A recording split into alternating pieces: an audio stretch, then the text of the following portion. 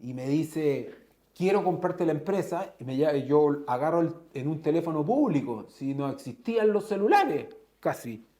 Y le digo un precio que era una locura, me dice, no problem, it's money, it's mine. Tienes que venir a pasar Thanksgiving conmigo, yo te voy a hacer el hombre más rico del mundo. ¿What?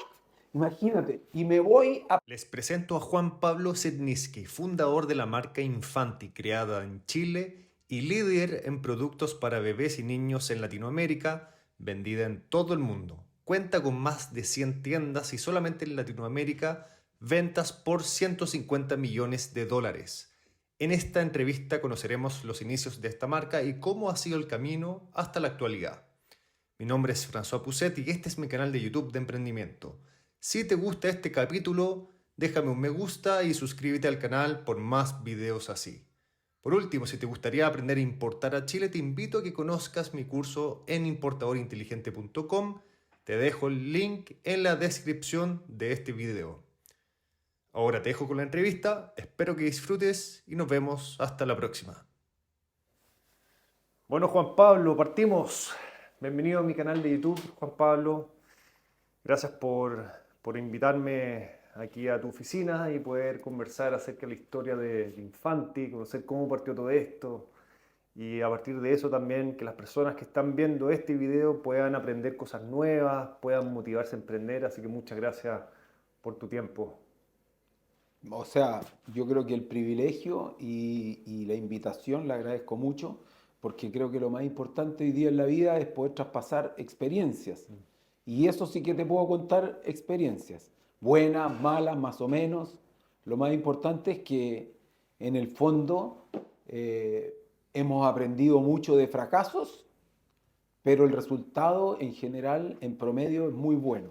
Gracias a Dios y gracias a trabajar todos los días, perseverancia, esfuerzo, levantarse temprano, motivar a la gente y hacer, hacer, hacer y hacer. Ese ha sido al menos nuestro lema siempre como familia y como emprendedores. Y por supuesto, hacer, cometer errores, enmendar y seguir adelante. Lo importante justamente es tratar de motivar a más gente que lo haga, porque al fin y al cabo los países yo creo que viven de los empresarios y eso es lo que nosotros hemos tratado de hacer toda la vida desde el año 1983. Y vengo también de una historia en la cual mi padre partió trabajando en una empresa en plásticos Cuenco hasta llegar a ser parte de la compañía y él nos dejó un legado súper importante que era emprender, tener ganas, ser disciplinado y no había que ser tan inteligente, sino que más que nada hay que ser perseverante, persistente, busquilla y tratar de conseguir y de lograr las metas que uno se pone en búsqueda todos los días de lo que uno quiere lograr o debe lograr, porque por supuesto en el camino hay muchos altibajos. Me contabas antes de comenzar la entrevista que vienes llegando de China. Sí, claro. ¿Cuándo llegaste? Llegué el martes de la noche. El martes en la noche. Y hoy día estamos a viernes. Sí. ¿Cuánto tiempo estuviste en China? 18 días. 18 días. Sí.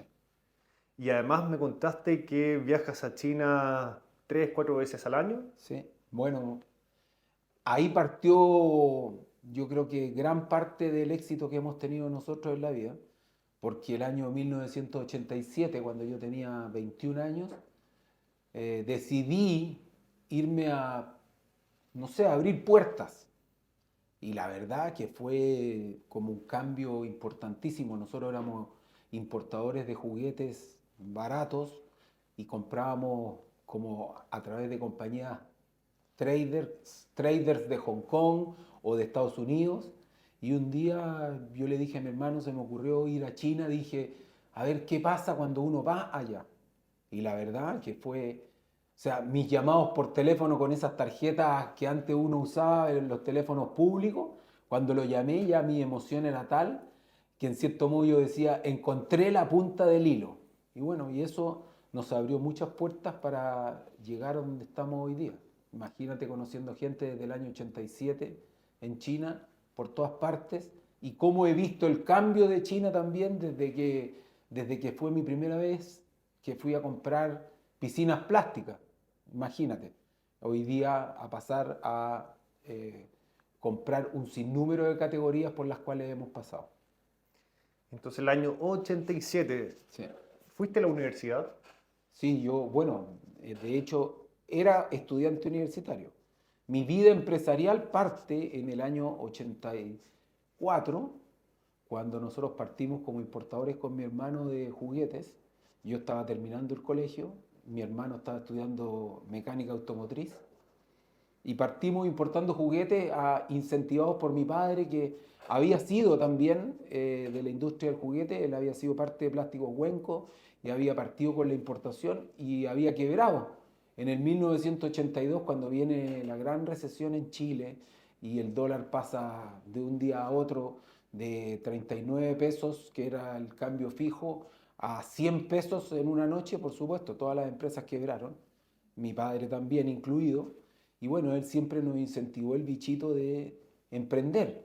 Mi hermano estaba estudiando mecánica automotriz y yo estaba recién saliendo del colegio en el año 84 y estaba cumpliendo el gran sueño de mi vida. Yo a los 11 años me hice una tarjeta que decía que iba a ser ingeniero comercial de la Universidad de Chile, porque mi papá era de la U y habíamos ido al estadio toda la vida y siempre mi sueño fue ser ingeniero comercial de la Universidad de Chile.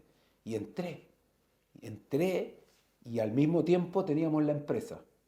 Y me costó mucho sacar la carrera universitaria porque en cierto modo nosotros éramos los que abríamos la bodega, hacíamos el aseo, teníamos escritorios así contiguos uno con el otro y tenía que tomar ramos en la mañana, al almuerzo y en la noche y por supuesto pedir ayuda de todos mis compañeros y estudiar en la noche.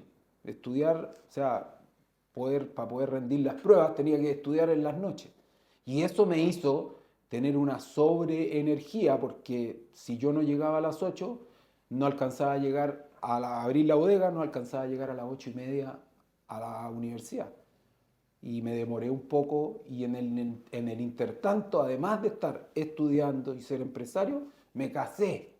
Por lo tanto, saqué la carrera como empresario y como ya casado. Así que creo que mi vida ha sido un poco acelerada, pero agradezco porque en cierto modo eso me ha dado la energía también para llegar donde hemos llegado. Entonces, el año 84 empezaste esta empresa con tu hermano importando Mi juguetes. hermano, mi hermana, era una empresa familiar, ¿me entiendes? Importando solamente juguetes. ¿Y cuál era el negocio? ¿Era distribuidor? ¿Tenían una tienda? Distribuidor, 100% distribuidor. Y te puedo decir que uno de los grandes hitos fueron una marca de piscinas que nosotros empezamos a traer en esa época, en la cual había muchos importadores en Chile de piscinas y de esa marca específica, que era Intex. Y, y nuestro como gran hito había una feria de productos de Navidad en Manquehue. Y yo ya era estudiante universitario y ahí abrí un puesto de venta de piscinas, en la cual todos los días tenía que ir durante diciembre, llenar las piscinas, traerlas, sacarlas, en Manquehue con los militares. Y ese año creo que fue un gran, así como éxito y un gran avance como hito de la compañía. Y Intex, en Chile habían como 5 o 6 importadores. Y poco a poco, y ahí estuvo mi viaje el 87 a tratar de conseguir la distribución exclusiva de Intex, de esas piscinas. Y nos costó muchos años. Y nos costó muchos años y tener que hipotecar hasta los calcetines para poder tener la distribución exclusiva de Intex. Pero eso fue uno de los grandes hitos en esa época. ¿Cómo conseguiste la distribución exclusiva? Puro bla bla, pura, ¿cómo se llama? Inventar historias de lo grandes que nosotros éramos, de todo lo que teníamos, de lo importante que éramos en Chile y básicamente tratando de usar todo el encanto cuando uno es joven, tiene ganas y ganas de superarse, básicamente, nada más. Pero ya habían 5 empresas que traían estas piscinas. ¿Por qué tú querías ser el sexto, por así decirlo. Básicamente quería ser el primero.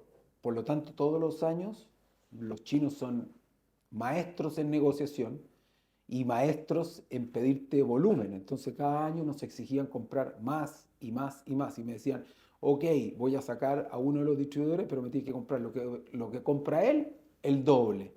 Bueno, y ahí fuimos nosotros poco a poco poniendo todos nuestros ahorros, poniendo todo básicamente hipotecas y letras de cambio, porque en esa época se vendía con cheques, letras de cambio, y hipotecando todo nuestro capital con el fin de salir adelante. Básicamente, así fue. Entonces, este viaje que hicieron a China, ¿fueron directamente a la fábrica? Fuimos directamente a la fábrica. Incluso siempre cuento que yo estaba en enero en China y estaba comprando piscinas entre medio de una tormenta de lluvia gigantesca. Entonces, imagínate lo que significa invierno en China con lluvia y yo tratando de conseguir la distribución exclusiva de piscinas para Chile. Y así partimos. Bueno, dentro de otras líneas de productos que nosotros trabajábamos. Eh, También íbamos a una feria que había de juguetes en Nueva York, que se hacía todos los años en febrero. Por lo tanto, durante muchos años no tuve veranos o no tuve vacaciones, porque entre la universidad, trabajar, casado, bueno, teníamos que ir también a estas ferias de juguetes a tratar de conseguir distribuciones y representaciones de marca. Y llegamos a tener muchas. Y por ejemplo, esta fábrica de China de piscinas, ¿ustedes se pusieron en contacto con ellos y les avisaron que iban a viajar? Sí, Ya. les avisamos que íbamos a viajar. A todo esto, siempre cuento como anécdota, tú que eres súper joven, que básicamente yo trabajaba vía Telex. Y Telex no existía. Telex, antes del fax existía el Telex. Y yo tenía que ir todos los días, escribir todos los Telex, tenía que ir al centro de una oficina, entregar los Telex, mandarlos y esperar la respuesta. Por lo tanto, todos los días en la mañana, después de la universidad, tenía que pasar por el centro a buscar la respuesta de los Telex. Si es que había. Si es que había respuesta. De ahí llegar a mi oficina, escribir todo de vuelta, ir al centro nuevamente y mandar los Telex. Y por supuesto, ansiosos, como, imagínate, muy ansiosos de recibir alguna respuesta y positiva. Así que esos fueron tiempos, pero muy ajetreados, pero por otra parte también una adrenalina impresionante, que nos hacía seguir y seguir con el fin de justamente, y en ese entonces también los márgenes y las ventas que se podían lograr y la competencia que existía. De hecho, nunca me voy a olvidar, ahora que veo que tú también estás tratando de entrevistar a Horst Paulmann, que un día me recibe en el Jumbo de Bilbao y me compra 12 piscinas. Yo creo que debe haber sido así la fiesta más grande que me he pegado en la vida, porque ese señor en realidad te compraba 12 piscinas, vendía dos y te volvía a comprar dos. Y así sucesivamente, y así trabajaba el Jumbo. Y nuestros clientes eran básicamente el Jumbo, Falabella, no existía Sodimac todavía, y clientes chicos de regiones en los cuales teníamos que viajar con nuestra cajita a venderles por todas las regiones. Rancagua, Curicó, Talca, Linares, y esa era mi vida constante. Y después justamente conseguir vendedores viajeros, pero así fueron nuestros comienzos.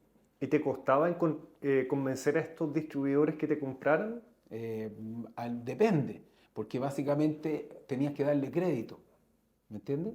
Entonces, este negocio, como Chile tiene un problema estructural de temporada, que es, a diferencia del hemisferio norte y de Europa, Chile tiene Navidad y verano juntos. Por lo tanto, nosotros teníamos una temporada al año. Y esa temporada, básicamente, como todos saben, la venta principalmente de juguetes y de productos de verano se concentra desde el 10 de diciembre al 24 de diciembre. Y nosotros llegábamos al 10 de diciembre rojos, rojos, rojos, debíamos, pero todo, los bancos pidiéndoles por favor que nos aguantaran y los clientes nos pagaban al final de la temporada. Por lo tanto, dependíamos mucho de esos momentos. Incluso Me acuerdo una historia en que en algún minuto trajimos alguna muñeca que era ¿cómo se llama? De moda en algún minuto y nos encontrábamos a una semana de la Pascua y teníamos todas las muñecas en la bodega. Y pescamos con mi hermano un camión, nos fuimos a la estación central y nos pusimos a vender las muñecas en estación central con el fin de poder recuperar la plata y poder pagarle a los bancos.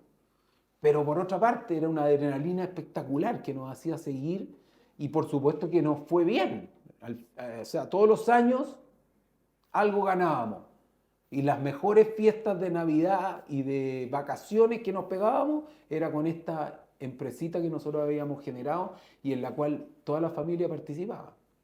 Así que era una alegría inmensa en realidad. ¿Te acuerdas más o menos cuánto invertiste en tu primera importación de juguetes el año 84? Me acuerdo perfecto, como eran $40.000 y que las teníamos en una bodega en Carrascal.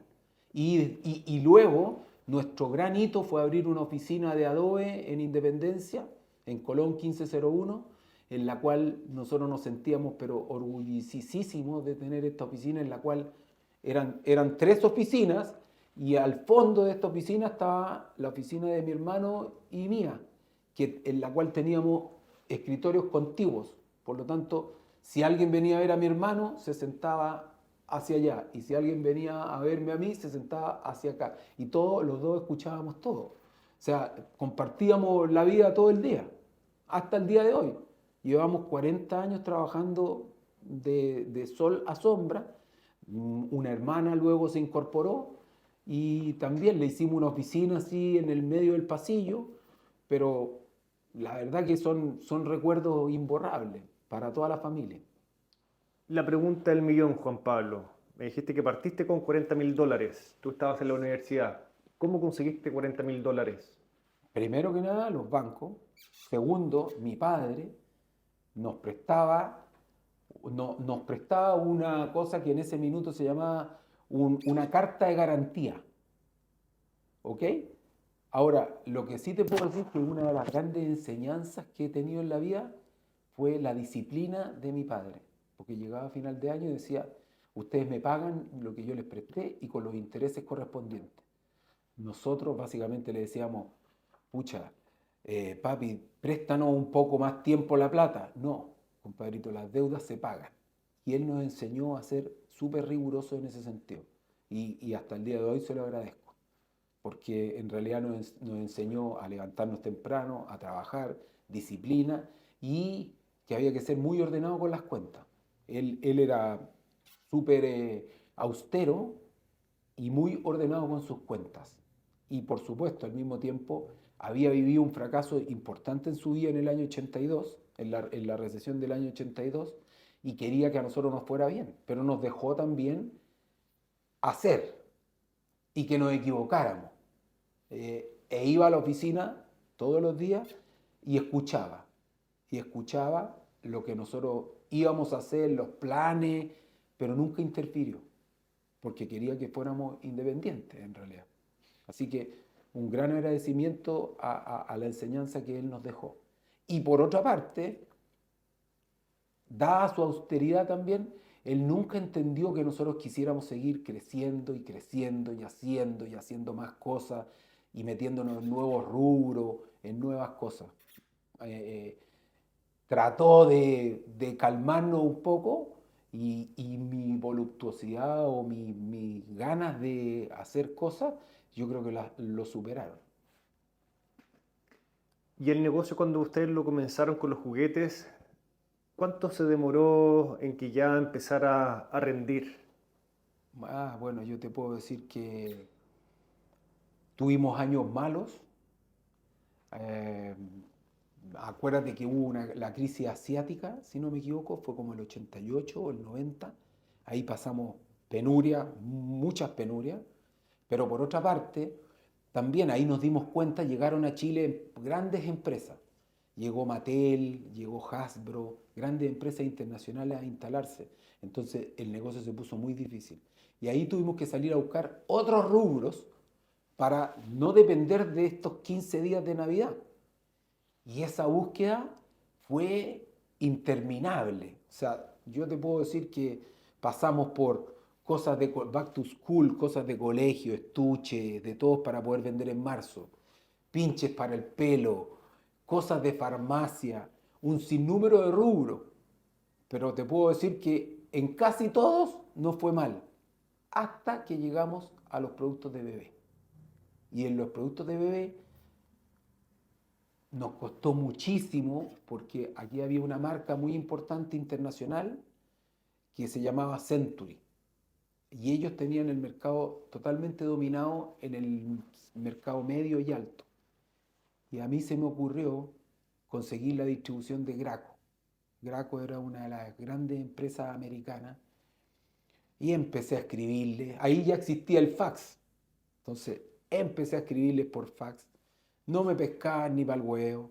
No les interesaba el mercado internacional. Ellos básicamente era Estados Unidos, Estados Unidos, Estados Unidos, hasta que un día me tomé yo un avión y me fui a Estados Unidos a las oficinas de Graco a tocar la puerta. Y por supuesto estos gringos no se esperaban que este loco chileno llegara a su empresa a decirle que quería la distribución. Y básicamente no es que yo quería la distribución. Mi legado fue decirles, necesito que me ayuden y yo creo que les puedo ayudar. Es que nosotros no vendemos internacionalmente, no importa, le dije. Véndeme saldos, véndeme closeouts, véndeme lo que tengas. Pero lo único que te digo es que necesito vender productos de bebé porque si no, mi compañía va a quebrar por este tema de los juguetes y la competencia que había llegado a Chile directamente desde Estados Unidos. Tengo varias preguntas aquí. ¿Cómo llegaste a esta marca? ¿Cómo sabías que existía esta marca si solamente estaba en Estados Unidos? ¿Por qué estabas convencido de que tenías que tener esa marca? Porque resulta que en Estados Unidos las dos marcas que reinaban eran Century y Graco. Y Century en Chile aquí la tenía un empresario, Fernando Saror, y él básicamente trabajaba desde su casa con un fax y le vendía a los clientes al precio que quería, cuando quería. Yo dije, ¿cuál es la competencia más directa?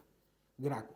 Hasta que conseguí un catálogo, mi ex suegro vivía en Estados Unidos y le dije, consígueme un catálogo y me consiguió una dirección de fax en ese minuto y le empecé a escribir hasta que llegué allá y te puedo decir de memoria el primer pedido que hice, en la cual me vendieron 3 coches, 2 cunas y 2 columpios, ¿ok?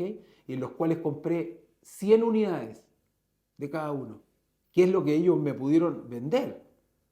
Yo llegué a Chile y me fui a venderle nunca me voy a olvidar, a Ripley, y el primer pedido que me hacen eran 120 unidades cada uno. Y dije, aquí está la papa. O sea, ya vendí todo lo que venía, por lo tanto, de vuelta a Estados Unidos a decirle, compadrito, parece que aquí hay una oportunidad. Y empezaron a creer en mí y me dijeron, búscanos nuevos clientes en Latinoamérica. Y ahí yo salí a buscar distribuidores en otros países. Encontré una persona en Argentina, encontré una persona en Colombia, encontré una persona en Puerto Rico, encontré una persona en Uruguay y básicamente les conseguí clientes y ellos me pagaban un finder fee con el fin de poder lograr hacer un volumen que fuera más interesante y que se les abriera el cerebro a exportar, ¿me entiendes? Finder fee, ¿a qué te refieres? Me pagaban una comisión por todo lo que vendiéramos en todos estos otros países. Perfecto. ¿La primera vez que te vendieron, te dieron la exclusividad o esa te la ganaste con el tiempo? La primera vez que me vendieron los saldos que tenían en la bodega. Y con el tiempo me fui ganando la confianza de ellos y la confianza de sus ejecutivos, básicamente. Que eran 2 personas que me hicieron ir 14 veces a ver los productos, a aprender. Se dieron el tiempo también de enseñarme, porque nosotros no sabíamos nada de productos de bebé. Y hasta el día de hoy tenemos una amistad que lleva, yo me acuerdo que Graco la primera importación fue en el año 95, 93, por ahí. Y aquí viene la mejor parte de la historia. Una vez que empezamos a vender Graco, dijimos, ¿qué hacemos? ¿Cómo nos hacemos conocidos? Y pagábamos todas las semanas un aviso en la revista Ya que nos costaba, ponte tú, 2,5 palos Mensuales. mensuales. O no, semanales. Y mi hermano dice, abramos una tienda, Graco. Ok. Aquí donde estamos sentados, que es Manquehue Norte 1245, abrimos la primera tienda de bebé, Baby Graco Store, la pintamos amarilla, ¿ok? Y pusimos en el techo de la casa una guagua inflable que como que entraba por la chimenea. Cuando armamos la tienda y pusimos los productos, entramos al local y dijimos, se ve muy pobre, ¿qué hacemos? Poco producto. Poco producto, coches, sillas de auto y, ¿cómo se llama? En ese entonces casi nadie usaba sillas de auto, columpios, cunas, sillas de comer. Y aquí viene la mejor parte de la historia. Los 3 hermanos, mi hermana Jacqueline, mi hermano Christian y yo, partimos a Estados Unidos, a uno de estos locales Babies R Us. Entramos con carros de supermercado, con nuestros maridos y señoras. Entramos con carros de supermercado y compramos de todo. 6 unidades de cada uno, de cualquier cosa. Veíamos, no sé, mamadera, 6 de cada una, las metíamos al carro. Y compramos al final un contenedor de 40 pies. Llamamos al forwarder, salimos de Babies R Us, llamamos al forwarder y le dijimos, despáchalo a Chile. Y así armamos la tienda. En una semana, o sea, nos demoramos en que llegara el embarque. Cuando llega el embarque, empezamos a armar la tienda y a poner precios y a hacer todo nosotros. Y armamos el primer Baby Graco Store en el año 95, si no me equivoco. Y en cuanto abrimos, furor, porque no había nada de ese tipo de productos. Marcas que hoy día son súper reconocidas en Chile. Aven, Kids 2, Skip Hop, un montón, de todo, de todo. Y por supuesto, no existía tampoco ningún sistema ni software que te permitiera saber qué se vendía. Pero nosotros veníamos todos los días y veíamos las góndolas al tipo Jumbo, al tipo Horst Paulmann. O sea, vendíamos 12, se vendían, listo, yo le empezaba a escribir a esa marca. Oye, quiero la distribución de ustedes. Después otra que se vendiera bien, quiero la distribución de ustedes. Y así empezamos a viajar y a empezar a conseguir distribuciones de otras empresas de bebé. O sea, hiciste como un estudio de mercado real. Real. Porque compraste real. los productos al detalle, por Al así detalle, decir. al detalle.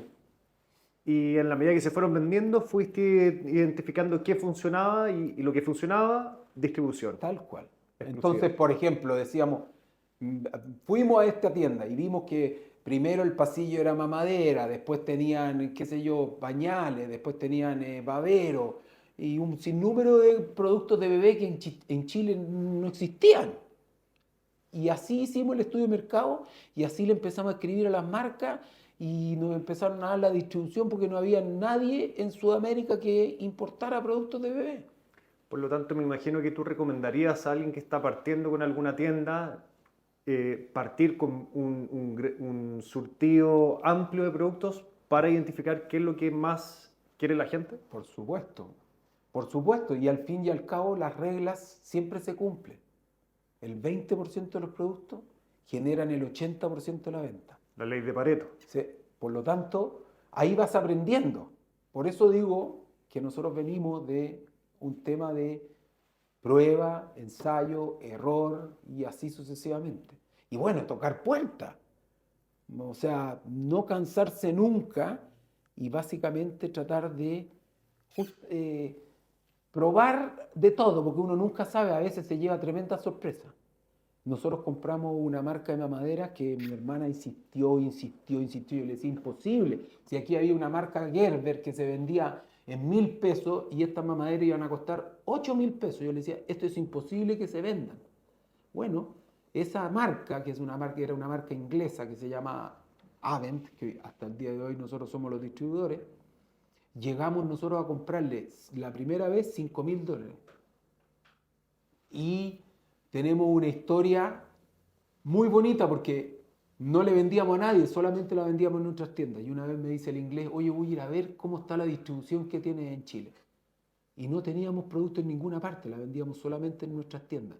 A todo esto ya no teníamos solamente una Baby Graco, sino que empezamos a abrir en malls, en distintos lugares. Entonces ya teníamos 5 o 6 tiendas. Y un día me llegan estos gringos y me dicen, oye, te voy a ir a ver. Yo digo, ¿qué hago si no tengo distribución en ninguna parte? Llamo a Falabella y le digo, ¿me podéis poner 3 exhibidores en 3 locales? Bueno, me dice, es que vienen los gringos y tengo que mostrarles por lo menos. Entonces, ponme un exhibidor en Parque Arauco, uno en el Plaza Vespucio y otro, qué sé yo, no me acuerdo, en Plaza Oeste. ¿Pero tú ya les vendías a Falabella? Ya le vendía. No, en ese entonces mamaderas no. Claro. Los Pero otros productos. los otros productos, pero le digo, colócame este exhibidor para mostrarle a los gringos que yo tengo distribución. Bueno, cuando voy el fin de semana, los exhibidores estaban vacíos. Se había vendido todo. Me llama la compradora y me dice, Juan Pablo, ¿tú fuiste y compraste todo el stock? No, te juro que se vendió. Y así partimos y llegamos a comprarle a esta compañía 3,5 millones de dólares, 4 millones de dólares, después en toda Latinoamérica 10 millones de dólares. O sea, como te digo, estos son todas pruebas que uno aprende en la calle. Eso es básicamente. Nadie sabe de todo y nadie es profeta o conoce de todo. A pesar de que son marcas súper reconocidas a nivel mundial, de repente hay cosas que en Chile funcionan y cosas que en otros lados no.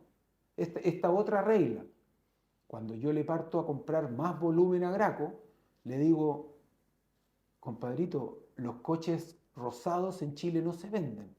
El chileno es clásico y le gusta lo azul y le gusta básicamente lo gris, porque nosotros desde chicos siempre nos habían vestido para ir al colegio de azul, de gris, la niñita de rosado o el niñito de celeste.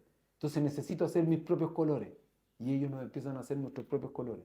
Después, no sé, en Estados Unidos los coches tenían 8 ruedas, nosotros necesitábamos bajar los costos, le poníamos 6 ruedas.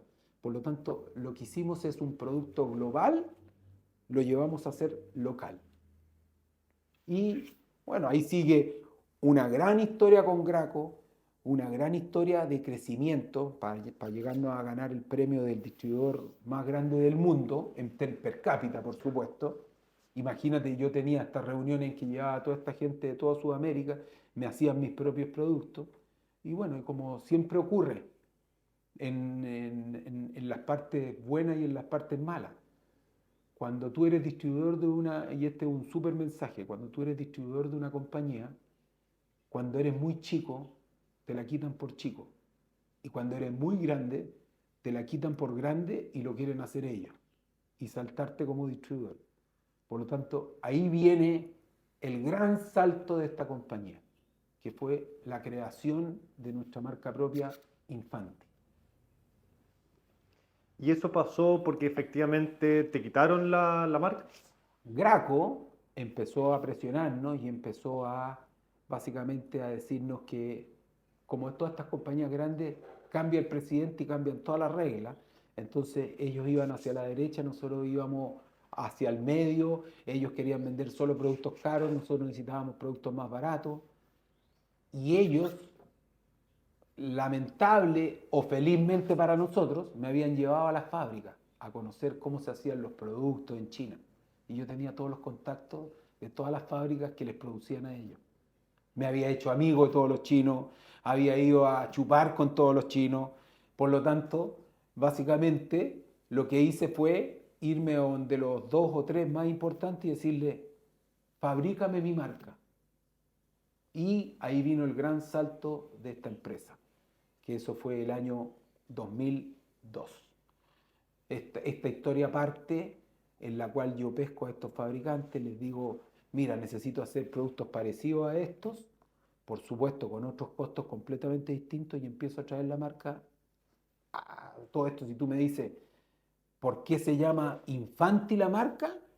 Eso sí que ya es un golpe de suerte total, porque en realidad Graco, todos pensaban que era una marca italiana y era una marca americana. Entonces yo digo, esta marca tiene que ser italiana, número 1. Y número 2, hay que hacer todo un disfraz de esta marca para que sonara lo más italiana posible. Por lo tanto, nuestro logo era Italian Design for Today's Babies.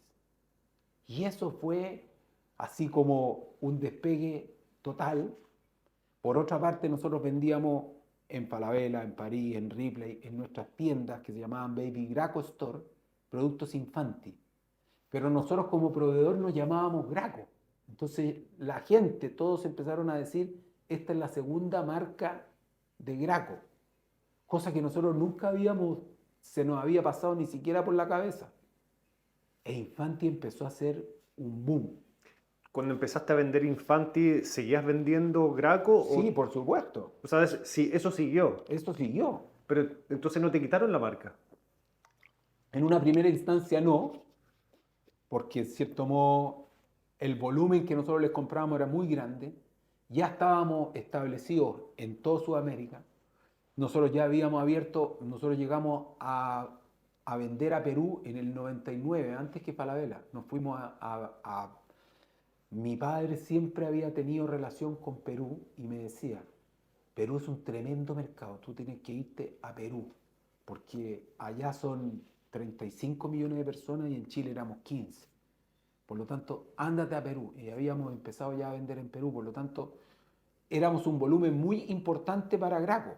Vendíamos en Chile, Argentina, Perú, Bolivia, Uruguay. Entonces les costó mucho tomar la decisión. Hasta que un día me dicen, mira, me llega una carta de un abogado y me dicen, o cambias el nombre de las tiendas mañana o no te vendo nunca más. Y nosotros no sé, pues deben haber sido 5 días, el logo nuestro era Baby Graco Store. A donde decía Graco cambiamos todos los Graco por Infanti. Y nadie se dio ni siquiera cuenta de que había cambiado la marca. Pasa un año y por supuesto me dejaron de vender, Graco me dejó de vender, pero Infanti ya tenía un cierto volumen que nos permitía, cuando nosotros hicimos este cambio de Infanti, creo que fue de las grandes peleas que tuve con mi hermano, porque 75% de la facturación de esta compañía era Graco.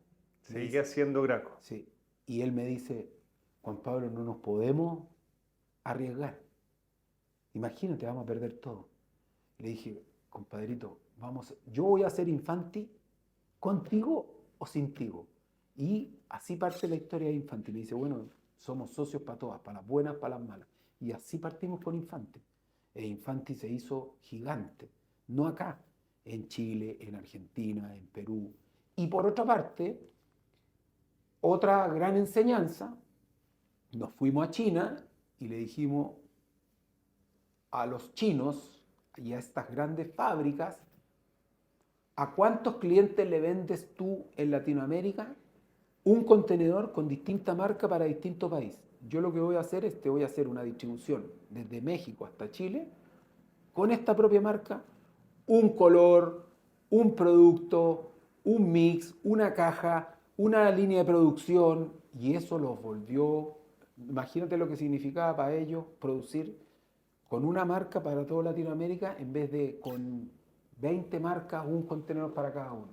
Y así nuestro volumen fue muy importante y nosotros nos hicimos súper importantes con los proveedores.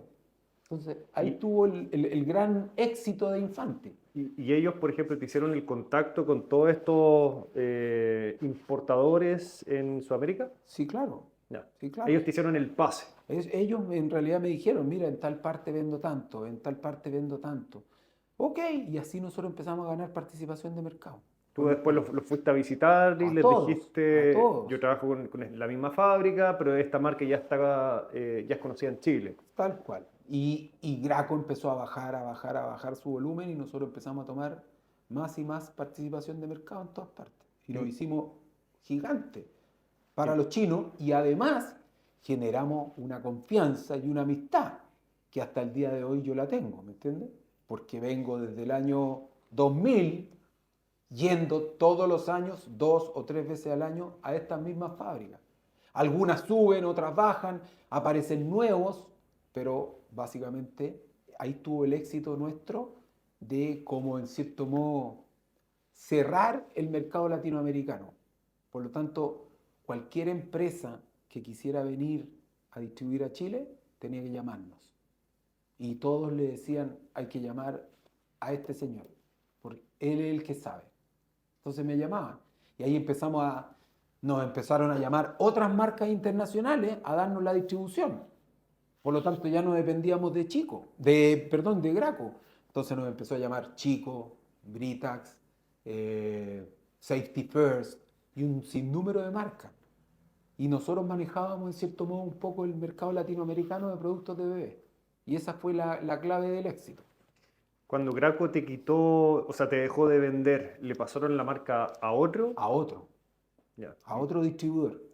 Y no pasó nada. Y a otro distribuidor que básicamente tenía el mismo problema que tenían con nosotros. Un distribuidor que tenía su marca propia. Por lo tanto, Graco nunca fue relevante para este distribuidor. Y hasta el día de hoy día Graco es muy chico en toda Latinoamérica, porque no pudieron reinventarse, O sea, la ambición les costó caro. tal cual. ¿Te contactaron después en algún momento para... Hasta el día de hoy, ¿Te siguen tratando de por supuesto, reconquistar? hasta el día de hoy. No, es más, nos trataron de comprar. ¿Ah, sí? Sí. Eso ya fue de película. Cuando me llama el presidente de Graco y me dice, El mismo que te dijo no te vendo más. no, otro, me llama y me dice, cuando yo recibo este llamado, ahí ya me sentí que estaba en la gloria, ¿me entiendes? Porque el que te echa nunca te llama de vuelta. Pero este señor me llama de vuelta y me dice, quiero comprar Infante, porque ni siquiera sabía cómo se llamaba la marca. ¿Esto cuándo fue? ¿Hace cuánto tiempo? Esto tiene que haber sido 2009. Ya. Yo le digo, ¿what? Sí, quiero comprar Infante. Me dice, quiero que vengas la próxima semana a Atlanta porque quiero hablar contigo. Yo llego imagínate, le digo a mi hermano, compadre, imagínate, bueno, nos quieren comprar, Graco nos quiere comprar Infanti en toda Latinoamérica. Me dice, weón, vos estáis loco. Bueno, yo nunca he dicho que no a un viaje. Esa es otra gran enseñanza que les puedo decir. Donde sea que había una reunión, yo partía. A dar la cara, a pasarlo bien, a chupar, a aprender, a conocer, a darle la mano a gente. Por lo tanto, todos me conocían. JP. Yo en algún minuto llegué a viajar, no sé, pues 170 días al año. Entre las, estas reuniones de representantes, ferias de productos de bebé, ferias de juguete, ferias de hogar, porque me falta contarte todas esas otras áreas en las cuales nos metimos, porque cuando uno le empieza a ir bien, piensa que va a ser exitoso en todo. Entonces, cuando me llama mi Infanti y me sientan en un último piso, un edificio en Atlanta, y me dice, te quiero comprar, quiero que tú seas el presidente de Graco Latinoamérica y quiero comprar a toda la distribución de Latinoamérica. Imagínate le digo, ningún problema. Nosotros estamos abiertos. Y empieza una negociación, pero ya por una plata que era sideral. Así yo decía, pero ¿cómo? Porque me dice, ¿cuánto vale? Yo le dije un valor loco. Tú lo habías, cuando te llamaron y tú estabas en Chile, lo conversaste con tu hermano y ahí empezaste a pensar en el precio que le podías ofrecer. Por supuesto. Y me acuerdo textual el día en que me llama y me dice, quiero comprarte la empresa, y yo agarro en un teléfono público, si no existían los celulares, casi. Y le digo un precio que era una locura, me dice, no problem, it's mine. Tienes que venir a pasar Thanksgiving conmigo, yo te voy a hacer el hombre más rico del mundo. ¿What? Imagínate, y me voy a pasar Thanksgiving a la casa del Señor. Por supuesto, con este supuesto cheque que venía. Esto es noviembre, Thanksgiving. Y yo dije, si esto es imposible que pase. Y tenía metido a todos estos latinoamericanos con los cuales trabajaban conmigo que yo los iba a hacer partícipes. Un brasilero, un colombiano, y todos esperando este cheque y este llamado. Bueno, yo dije, que pase lo que pase. Y llegan 8 personas a Chile a hacernos un due diligence, todo. Bueno, yo dije, que siga la negociación hasta lo que sea. Por supuesto, después empezaron, cambiaron a una persona, cambiaron al otro, metieron abogados, y ahí se empiezan como a diluir las cosas, y este sueño americano se empieza a volar, y el cheque ya no era de 100, sino que ya era de 80. Entonces ahí uno se empieza a poner, no, pues si nosotros habíamos determinado un precio, y ahí empieza la negociación, y bueno, terminó en nada, la verdad. Pero hasta el día de hoy somos amigos, fui a su casa 3, 4 veces, él me decía, don't worry, te voy a hacer el hombre más rico de Latinoamérica y vas a trabajar para mí el resto de tu vida. Son cosas que van pasando y que siempre es lindo soñar. Pero cuando yo siempre tengo un dicho, when you think big, you get big, pero humilde, siempre con los pies en la tierra. Y nunca gastándose la plata antes de tenerla, porque imagínate si yo me hubiera creído este cuento y salgo a gastar como animal con este supuesto gran cheque. ¿Me entiendes? No pasó nunca, por supuesto. Y seguimos trabajando como siempre. Al final fue un tema de precio, no llegaron a un punto No común. llegamos a un precio de acuerdo y entre medio también estas compañías siempre van cambiando su estrategia y dicen en vez de invertir en Latinoamérica, mejor invirtamos en Europa y así sucesivamente. Pero bueno, ahí no termina la historia porque después de eso nosotros nos metimos en muchos rubros, ¿me entiendes? Nos metimos en hogar, conseguimos la distribución porque dijimos si ya tenemos 60 tiendas de bebé, ¿por qué no tener tiendas de hogar? Y abrimos una cadena que se llamaba Cocinarte y obtuvimos la representación de Pyrex, Corningware, Villing, las mejores. Si ya iba a una feria, ¿por qué no ir a otra de productos de hogar? Empezamos a crecer en hogar. Después nos apareció la oportunidad de comprar Pórtico, una cadena de muebles. Compramos la cadena Pórtico. Después nos apareció, no, eso fue después. Sigue el tiempo y nos seguían llamando empresas que querían entrar a Latinoamérica a vender productos de bebé. Y nosotros teníamos un liderazgo de tal magnitud que todos tenían que llamarnos o llamarme a mí, que yo era como la cabecilla de este grupo, ¿me entiendes? Y aparece otra compañía que se llama Dorel. En el año 2011 viene esta compañía canadiense y nos dice, quiero comprarte la compañía, pero completa, y con ustedes adentro. En el año 2011, Dorel compra el 70% de nuestra empresa. O sea, vendieron. Nosotros vendimos el 70% de la empresa y nos dan un contrato. De Infanti. Todo. Todo el grupo. Todo el grupo. Incluido Cocinarte. Pórtico. Todo. Todo.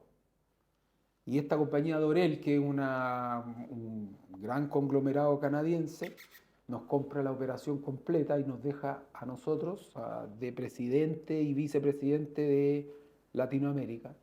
Y nos dice, vamos a comprar en todos los países de Latinoamérica compañía, con ustedes adentro. Y hasta el día de hoy somos socios de Dorel, que es una empresa canadiense que llegó a vender 3.000 millones de dólares, hoy día vende 2.000, porque vendieron una de las divisiones, que era bicicletas, y hoy día somos 70% Dorel, 30% nosotros. Supuestamente teníamos un contrato por 5 años. Ellos dijeron... 5 años que ustedes no se podían salir. No nos podíamos salir. Yo era ¿cómo se llama? El key factor. Yo principalmente no me podía ir porque yo era el administrador del negocio. Y hasta el día de hoy seguimos juntos. El 2016 se venció el contrato y ellos dijeron, oye, ¿por qué nos vamos a ir si nos está yendo tan bien? Y por otra parte, estamos aprovechando todos tus conocimientos en otras partes del mundo. En Europa, en Estados Unidos. Por lo tanto, quédense. Y nos quedamos. El 2016, por supuesto. Después hay una parte también, perdón el desorden, pero es que se me vienen ideas, porque el año 2000 nos llama Lego y nos da la distribución de Lego. Y llegamos a ser los distribuidores más grandes y el primer Lego Store del mundo se abrió en Chile. También, otra historia larga de éxito, mucho éxito, mucha presión y se vuelve la misma historia que te conté antes. Cuando eres chico te presionan por comprar más y cuando eres muy grande se quieren quedar ellos con el negocio. Y el año 2018 nos compran la operación de Lego, que en ese entonces para nosotros era tremendo, era el 20% de esta compañía. Y nos sacan la distribución de Lego y se instalan ellos en Chile. En Chile y Perú, básicamente. Lego también lo manejabas a través de este grupo con Dorel. No, sí, claro, cuando nos Claro, compró Dorel, nos compró con Lego, con todo perfecto. adentro. Y cuando ellos te compraron el 70% y ustedes se quedaron con el 30%, ¿esa fue la negociación desde un principio? Ellos siempre han sido así, ellos ponían las condiciones y querían justamente que los socios se quedaran adentro. Ya. Y hasta el día de hoy, nosotros somos, ¿cómo se llama?, socios de Dorel con el 30% y por otra parte, acortando un poco la historia, yo he ido ganando terreno en esta compañía y desde enero de este año soy el vicepresidente, soy Global Sourcing vicepresidente. O sea, estoy a cargo de la aprovisionamiento de productos y negociaciones con todas las empresas chinas para Dorel Mundial, que es Dorel Juvenile, una compañía de $1.000 millones. Por lo tanto, cada vez he ido tomando, en vez de irme saliendo a mis 58 años, estoy tomando más responsabilidades. Pero por otra parte también disfrutando de ser parte de una compañía gigantesca.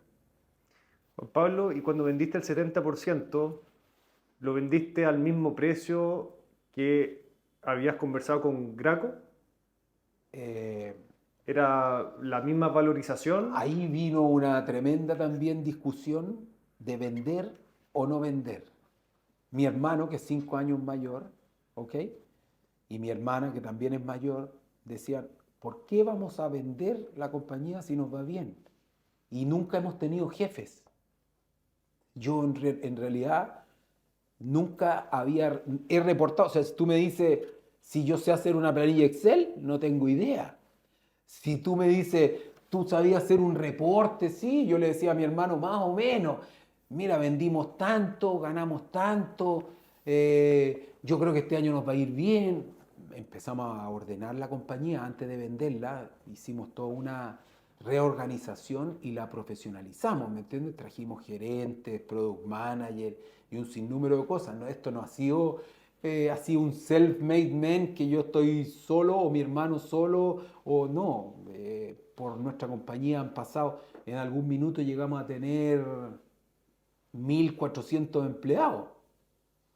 Por supuesto, porque las tiendas, si llegamos a tener 120 tiendas, entonces imagínate lo que significa las tiendas, el marketing, el desarrollo de productos, la moda, el fashion de los productos y viajando constantemente, por lo tanto, a las reuniones de los distribuidores o a las reuniones de desarrollo de productos. Entonces, hubo que profesionalizar la empresa, ordenarla, para también poder tratar de mostrar unos números, y instalamos un gran centro de distribución gigante de 20.000 metros cuadrados, con 2.000 metros de oficina. Había que también vestirse un poco. Cuando viene Dorel, por supuesto, hubo una gran dicotomía de vender o no vender. O sea, pasar a ser de cabeza de león a cola de ratón. Pero por otra parte, que también esto yo creo que es una enseñanza para los futuros emprendedores, mi lema fue, cuando suena el teléfono, toma el llamado, porque uno nunca sabe cuántas veces más te pueden llamar. Entonces, de cierto modo, yo también dije, ¿sabéis qué más? Primero, en ese entonces yo tenía 45 años, mi hermano 50. Yo le dije, estas oportunidades no se dan muchas veces, número uno. Como el sueño de cualquiera, empezar una empresa que te vaya bien, que te compren Y que te dejen adentro. que te dejen adentro y claro, con 45 años tiene toda la vida por delante. Entonces le dije, mira, por una parte, quizás vamos a agarrar una plata que nunca más la vamos a ver, así siendo frío, frío. Número dos, vamos a trabajar en una compañía mundial, por lo tanto vamos a aprender. Número 3, ¿qué nos puede pasar si nosotros conocemos de este rubro? No hay nada que pueda pasar. Esto vamos a aprender y nos vamos a meter en otros negocios. Dorel no era solamente bebé, era bebé, hogar, tenía una división de hogar y tenían bicicleta. Yo corría en Ironman, mi pasión era las bicicletas, decía, algún día vamos a ser distribuidores de las marcas de bicicletas de Dorel, yo me voy a hacer amigo de los dueños, tranquilo si no va a pasar nada. Por supuesto, vendimos, yo creo que fue una muy buena decisión en ese momento. Quizás, si tú me preguntas, ¿estuvo bien haberse quedado el 2016 o no? Honestamente, no te puedo decir, porque en cierto modo pasaron muchas cosas el 2016 en adelante, muchas. Pandemia, crisis, chao las cosas de hogar, chao pórtico, chao Lego. O sea, imagínate, si nosotros no hubiéramos vendido, capaz que estaríamos quebrados con todos los errores que cometimos después de haber vendido. Porque claro, uno se cree el cuento y dice siempre te va a ir bien. Y ahí empezáis a hacer cagar y a meterte en más negocios y a creerte superhombre. Cuando uno no puede hacer todo en la vida. ¿Me entiendes? Ni puede saber cómo puede ser que una persona que viene de estudiar ingeniería comercial a medias, porque en cierto modo saqué la carrera así dando, por una parte, mi hermano mecánico automotriz, pero con mucha experiencia de calle, ¿ok? ¿Cómo vamos a aprender de bebé, hogar, mueble y ser los mejores? Porque hoy día no solo sirve estar en el mercado, tenéis que ser bueno, porque las competencias también eran, no sé, por decirte, en hogar competíamos con marcas chilenas, con marcas colombianas, en el otro rubro, ¿cómo se llama? Muebles, ¿qué sabíamos de muebles? Más que decorar una casa, compadre. Y sofás, qué sé yo, las tapices, cuánto cambiaban, las tendencias. Un día querían rojo, otro día querían verde, distintos colores, distintos tamaños. Entonces, ollas, ¿sabéis lo que es comprar ollas, utensilios de cocina, cuchillos? Por supuesto, al fin y al cabo todo terminaba en nuestras casas, ¿cachai? Porque los sobrestock eran gigantescos. Pero aprendimos. O sea, a mí ya no me cuentan cuentos. Yo sé lo que valen las ollas en China, en Europa, en Estados Unidos. Sé cuáles son las marcas low-end, middle-end, high-end. O sea, experiencia maravillosa. O sea, si hay algo que me puedo llevar en la vida, es el corazón llenito, llenito de haber hecho de todo. De todo, de todo. Entonces, eso es lo más importante, poder traspasar a otras personas esta experiencia. Y hay mucha gente, bueno, cuando yo fui estudiante, di muchas charlas en la universidad como estudiante empresario. Incluso me gané el premio Círculo de Honor. Por supuesto, imagínate, yo era estudiante empresario, te podías imaginar cuánto tiempo le dedicaba a la universidad versus cuánto tiempo le dedicaba a tratar de hacer sobrevivir esta compañía. Pero me gané el premio Círculo de Honor de la empresa como estudiante empresario con gente que eran, pero tremendos gatos. O sea, en la mesa éramos 4. Harald Beyer, que ha llegado a ser ministro de Educación, ¿cómo se llama? Rector de una universidad. Francisco Mozó, presidente de Principal en Chile, si no me equivoco. Ariel Buchón, no sé, pues llegó a ser presidente de Coca-Cola. Y como digo yo, pobre y triste empresario con ganas de hacer cosas nomás y de dedicar su vida entera a este negocio. Entonces, esas son las cosas que te quedan al fin y al cabo. De decir, no me arrepiento de nada. ¿Cachai? O sea, ¿cometimos errores? Sí. Nos instalamos en Colombia. Abrimos una empresa con Dorel en Colombia. Por supuesto, la compramos, por decirte, en 10, la vendimos en 5.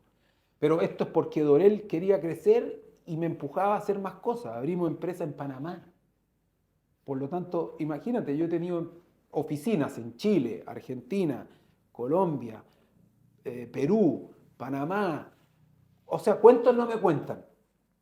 Cagás me puedo haber mandado muchas. O errores podemos haber tenido. Pero el promedio y lo que podemos llevarnos en la vida es que no hemos dejado nada de hacer. Y eso es súper bonito. Y eso es súper bonito y un tremendo legado también para otros empresarios y para nuestra familia, para mis hijos, para mis nietos, que el día de mañana se atrevan y se la jueguen con todo. Juan Pablo, la pregunta del millón. Vendiste 70% de la empresa. ¿Qué hiciste con esa plata? Viajar, pasarlo bien, darte muchos gustos, eh, por otra parte compartirla con mucha gente, disfrutarla con mucha gente y por otra parte hacer muchas inversiones en ¿Cómo, otras cosas. cómo qué, por ejemplo? A ver, de lo que me puedo acordar. Después nos metimos en el rubro de las bicicletas. Fuimos representantes en Chile de Cannondale, GT, Schwinn, Mongoose, y llegamos a tener 10 tiendas en Chile, por decirte una de las inversiones que hicimos. Restaurante. Mi hermano, su pasión es la cocina. Tuvimos un restaurante gigantesco en Paseo del Mañío, se llamaba El Varanasi. Ah, perfecto. Ah, Fue una vez, sí. lo encontré espectacular. Sí, pues, tan espectacular pues, que quebramos. Llegamos, porque no sabíamos del negocio, ¿cachai? Entonces, no es lo mismo vender coches y, ¿cómo se llama? Que vender comida, Sí, trago, son, copete, fiesta. son A pesar de que rubros. íbamos casi toda la semana y lo pasábamos espectacular. Todos los cumpleaños de todos nosotros, todas las fiestas de la empresa eran en Varanasi. Es decir, un tremendo restaurante. Bueno, Bueno, le fue, chao, chao. le fue mal al negocio, pero lo pasaron bien por lo menos. Lo pasamos Se espectacular. pagó. Se pagó. Eso de todas maneras. Hemos hecho canchas de pádel, hemos hecho una viña. ¿Qué viñas? Una viña nuestra, ¿Cómo tres se llama? hectáreas. No, nada, no tiene nombre. El típico ego del que dice voy a tener mi vino. Bueno, ya tuvimos el vino. Nos tomamos todo el vino. Aceite de oliva. Mi hermano tiene una planta de aceite de oliva en Rapel de 4 hectáreas en la cual, no sé, pues todos los años genera 2.500 litros de aceite de oliva que lo comparte entre los amigos, lo venden los hijos en el colegio, pero cosas que uno nunca se hubiera imaginado que va a hacer y que aprende. O sea, no nos pueden contar cuentos de que el aceite de oliva se hace así porque el de nosotros o el de mi hermano es espectacular. Entonces, y cosas inmobiliarias, nos hemos metido en cosas inmobiliarias en todos lados. Por supuesto, con resultados buenos y resultados malos. Pero como te digo, al fin y al cabo, primero, hemos disfrutado mucho y hemos tratado también de ser lo más, no te diría austeros porque esa no es la palabra, pero al menos equilibrados y balanceados de no correr más riesgo de lo que se necesita.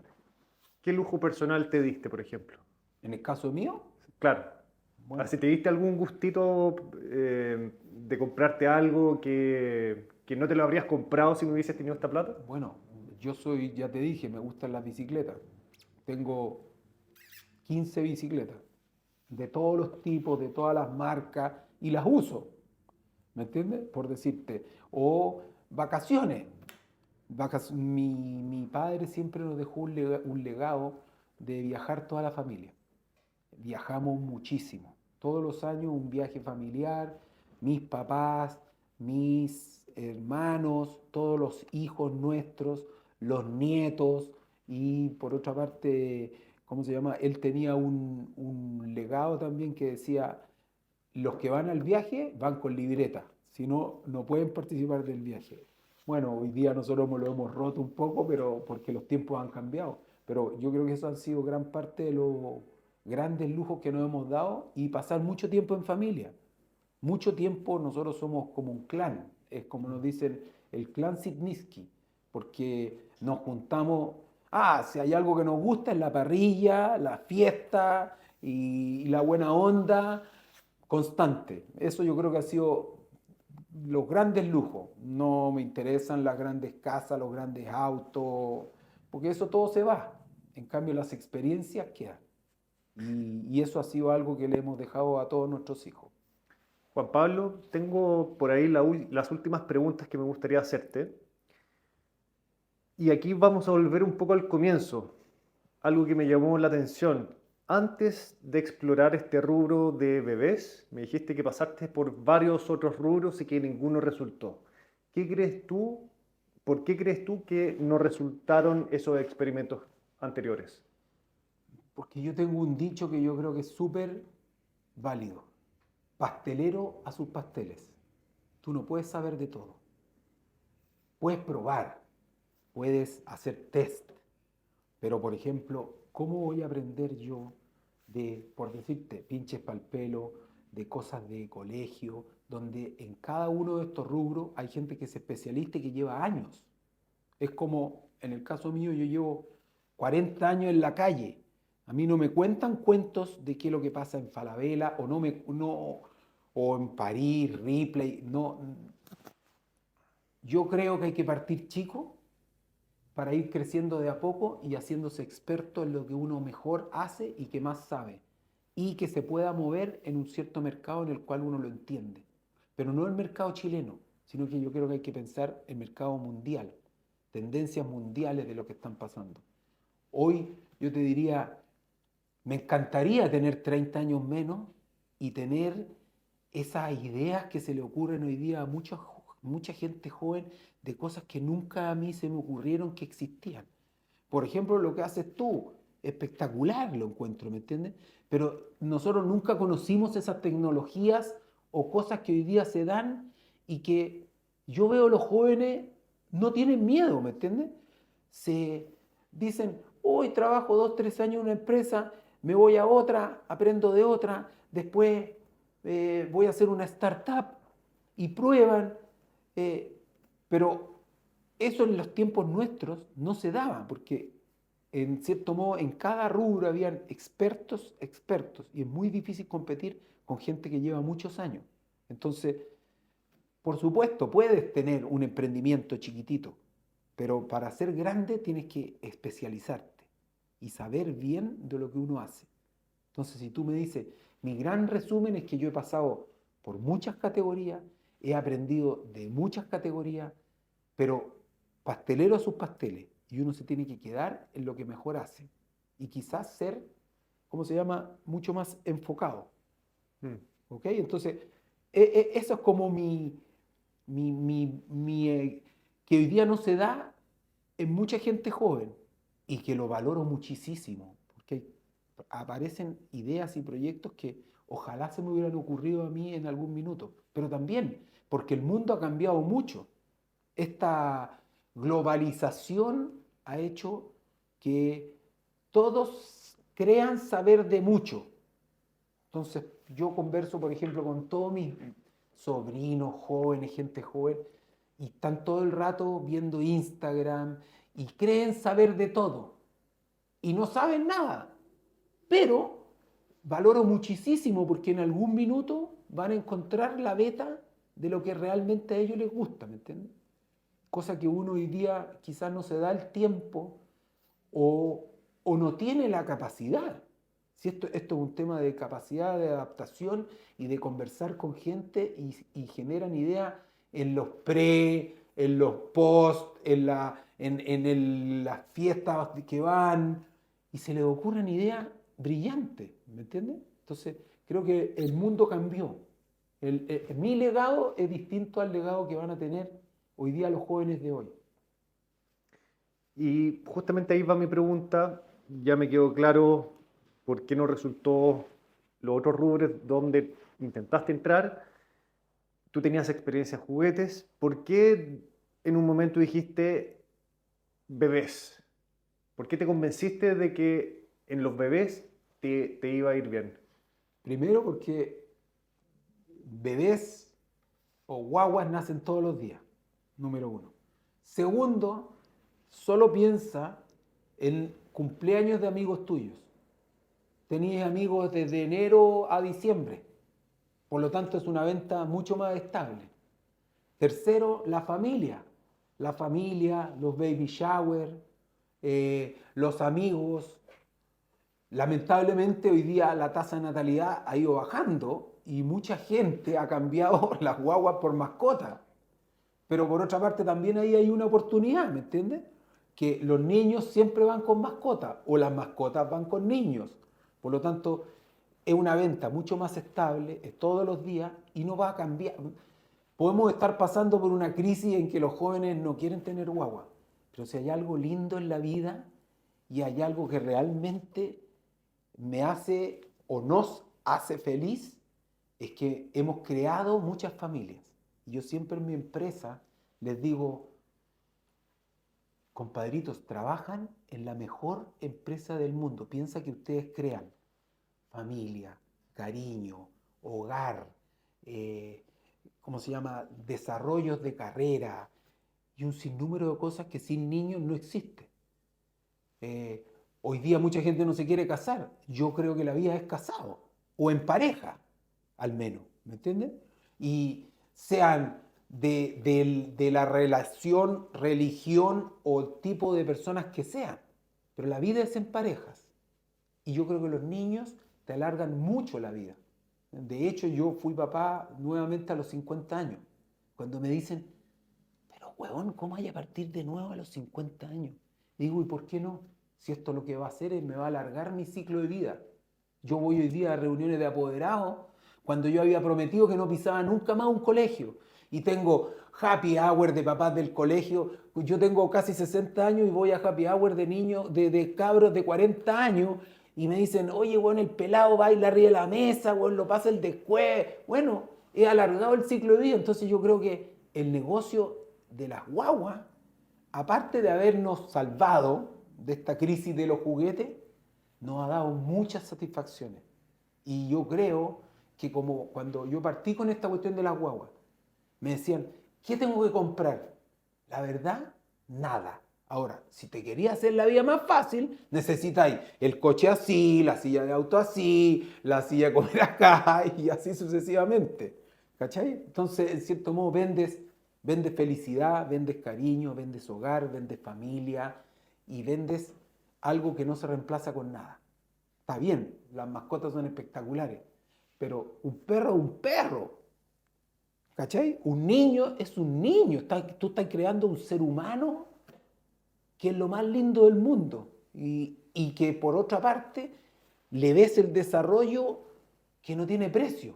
Ver un niño nacer, un nieto, verlo caminar, después verlo ir al colegio, ver ¿cómo se llama esa?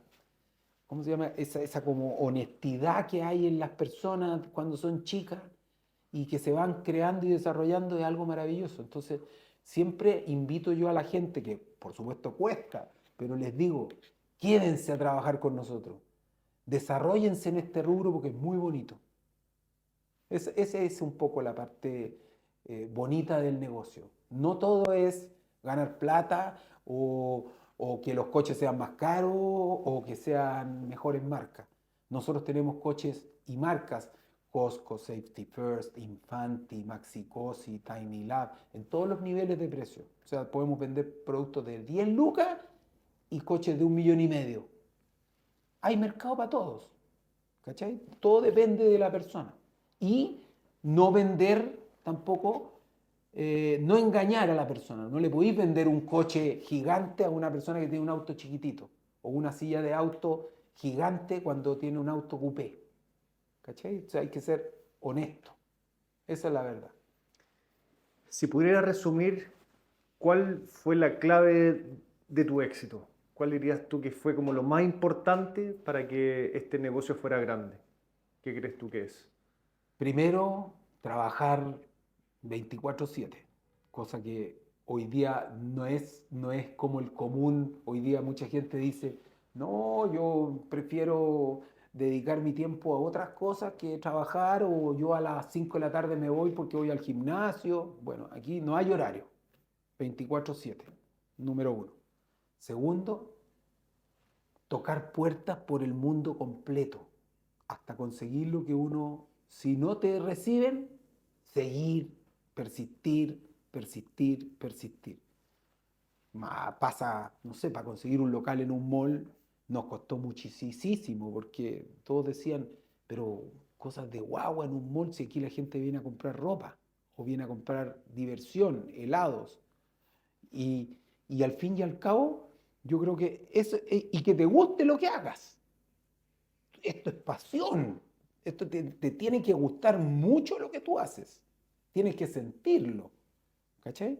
Entonces, si tú me preguntas a mí, yo he sido un apasionado del tema de las guaguas y un apasionado de conocer, aprender del mundo completo y de tendencias. O sea, tenéis que tener las antenas siempre abiertas a conocer de lo que tú haces todos los días. Ese un poco, y no cansarse, y no al primer fracaso tirar todo por la borda, porque eso es lo más fácil. ¿Cachai? O sea, yo creo que hay que darle. Y honestidad y siempre black and white, blanco y negro. Mira, las cosas son así, necesito que me ayudes, ser humilde, ser aterrizado. O sea, por muy grande que uno sea, nunca ser arrogante. O por mucho que nosotros antes, cuando éramos los gigantes de Latinoamérica y te tocaran las puertas, siempre recibirlo y siempre escuchar. Eso es básicamente. Y no hay opiniones tontas. Yo siempre, en la empresa nuestra, siempre digo, creen ideas, pregunten cosas y no hay pregunta hueona. Y no hay idea tonta. Porque de esas ideas tontas de repente salen tremendas oportunidades. Juan Pablo, también, y con esto ya podemos ir cerrando, me contaste antes que llegaste a tener 120 tiendas y 1.400 empleados. ¿Cómo es ese salto de pasar de tener una tienda a tener 120 tiendas? ¿Cómo necesito imaginarme cómo es ese cambio? A ver, aquí voy a decir la parte buena y la parte mala. La parte buena es que tú sales a buscar y locales y por supuesto, siempre encuentras. Por otra parte, los malls, ellos mismos te empujan a crecer porque te dicen, por decirte, si tú tienes un local en Parque Arauco, para renovarte el local de Parque Arauco, me tenéis que tomar un local en San Antonio. Y así sucesivamente te van llevando a crecer. Aparte, uno cree que siempre le va a ir bien, porque siempre está la ilusión de crecer. Y por otra parte, de hacer llegar tus productos lo más cerca posible del consumidor. Porque antes no existía Internet como existe hoy día. Existía el e-commerce, El ni el e-commerce, marketing ni el digital. marketing digital, ni todo esto. Entonces, ¿cómo le vendía yo en Punta Arenas a una persona un producto de bebé? Entonces, eso nos hizo hacer ir tomando locales en todos lados. En Chile, en Perú, en Bolivia.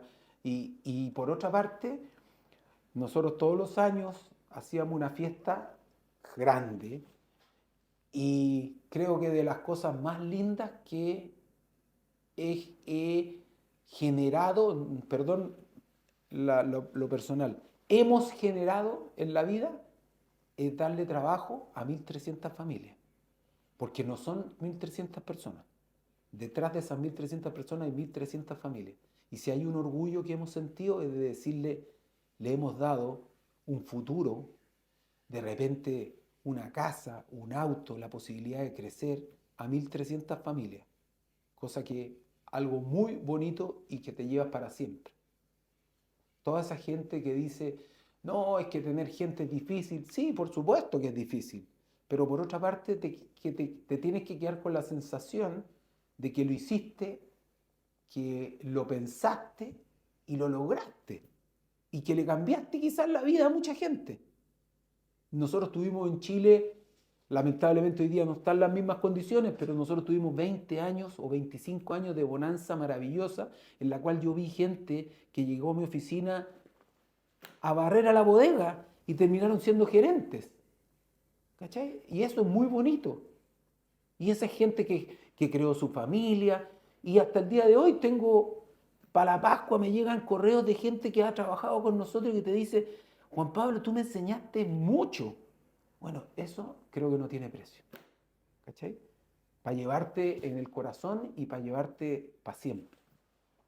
Pero ese paso de tener una tienda a 120 tiendas, ¿se complica mucho más? ¿Es como exponencial los dolores de cabeza que uno tiene o no? Cuando estás creciendo, no. Y cuando las cosas funcionan, menos. Claro, cuando las cosas se empiezan a apretar, tú empiezas a decir y empiezas a tomar decisiones más, ¿cómo se dice? Menos con el corazón y más con la cabeza. Entonces, yo creo que siempre hay un límite y un ideal, pero eso cuesta mucho, eso se aprende en la calle. Nadie te lo enseña en teoría. Es como cuando yo fui a la universidad me decían, oye, siempre hay un nivel de endeudamiento óptimo. Y yo decía, pero para mí el mejor nivel de endeudamiento es cero. Y no es así. ¿Me entiendes? La teoría dice que las compañías tienen que tener un nivel de endeudamiento óptimo, que hace que los costos marginales, ingresos marginales, no me voy a poner latero con eso, ¿cachai? En el caso nuestro nunca fue así. Siempre quisimos controlado. Y creo que llegó el minuto justamente de ser, y cambió el mundo, ¿me entiendes? Hoy día esto digital, físico-digital, se complementa muy bien. Y por otra parte, se necesitan otras capacidades que antes no era tan así, ¿me entiendes? O sea, hoy día el conocimiento es mucho más amplio de la gente y es mucho más fácil comparar. Entonces, si tú me preguntas, nosotros crecimos inorgánicamente. Si lo volviera a hacer, de todas maneras. Pero si parto hoy, por supuesto que capaz que lo piense distinto, porque el mundo cambió. ¿Qué le recomendarías, y con esto ya terminamos, a alguien que quiere partir con una marca hoy día? ¿Qué consejos como de retail, de e-commerce o de negocios le podrías dar? Primero, que te guste lo que estás haciendo y no porque sea una marca de renombre. Segundo, poder tener un poco el control y poder partir chico. No, muchas compañías te dicen, oye, para darte la distribución me tenéis que comprar tanto. No, hay que partir chico y empezar a crecer de a poco. Y número tres, por supuesto, esta cuestioncita, digital, tiene que ser digital desde un comienzo. O sea, el físico digital hoy día es lo que la lleva. Es imposible, por una parte, ser solo digital o ser solo físico. Yo creo que es un equilibrio. Es como digo yo, ¿cómo te vas a comprar tú, por ejemplo, en el caso de un producto de bebé o de un pantalón o una camisa si no te la has probado? Yo sé que hoy día hay muchos sistemas y hay mucha gente que no va, pero el touch and feel no va a cambiar. No va a cambiar. Tienes que ir, mirar, al menos una vez. Es como digo yo en mi rubro y en cualquier rubro. No me compres, pero al menos visítame y mira lo que tengo. Entonces, esto es lo mismo que tiene que hacer un emprendedor hoy día. Tratar de hacerse conocido, cosa que la gente al menos vaya, te vea y tenga ese touch and feel. Y de ahí empezar a crecer. Pero, por ejemplo, si tú tuvieras que partir hoy día de cero, partirías, eh, puede ser en otro rubro, no necesariamente en este mismo rubro, ¿partirías consiguiendo una marca conocida en otro país o tratarías de partir con una marca propia desde un principio? Yo partiría con una marca propia desde un principio. ¿Por qué? Sacando ideas de estas marcas globales. Claro. Porque yo creo que hoy día esto local que yo digo, global pero local, es súper importante. No todas las marcas se adecúan a todos los países. Y si tú ves, por decirte, en España o en Suiza, las marcas que la llevan generalmente no siempre son las marcas globales, salvo excepciones que se dan en todas partes del mundo, ¿me entiendes? Pero eh, no lo sé. Hoy día la tendencia, eh, el tip-tap, por decirte, es muy chileno, muy chileno. y la gente no lo deja de visitar. Va y va y va. Entonces yo trataría de crear un concepto. Hoy día hay marcas chilenas que son espectaculares. Froens o qué sé yo, un montón de marcas que se han generado aquí en Chile. Lo mismo que me dijiste antes, limonada. Si tú ves una tienda de limonada, es chilena, chilena. Y unos colores chilenos, chilenos. Entonces, creo que ese tema local funciona muy bien, por lo tanto, hay que tratar de copiar y hacer mejor. Y adaptar a la realidad del mercado donde uno está. Muchas gracias. Muchas gracias por la invitación. Perdón si me alargué o me fui por distintas ideas, pero mi cabeza va más rápido a veces que mi mente y mi corazón. No, estuvo perfecto, Juan Pablo. Muy ¿Ah? buena conversación. Muchas gracias nuevamente por compartir todos estos conocimientos, toda esta experiencia, porque no te imaginas el valor, no solo para el que quiere hacer algo, sino que para las personas que ya están haciendo cosas. Todo esto sirve de mucha inspiración, así que infinitamente agradecido. Lo que pueda aportar, feliz. Siempre he dicho, incluso siempre he querido hacer un curso en la universidad de esto. Yo llegué a ser presidente de los exalumnos de la Universidad de Chile, de Ingeniería Comercial de la Chile. Y lo que más me gustaba era justamente eso, hablarle a los muchachos jóvenes. Y si el día de mañana que yo trabaje menos y me pueda dedicar a hacer eso, feliz. Imagínate, poder traspasar experiencia, errores, fracasos, éxitos y celebrar siempre los fracasos y los éxitos. Eso es lo más Gracias. importante en la vida. Claro.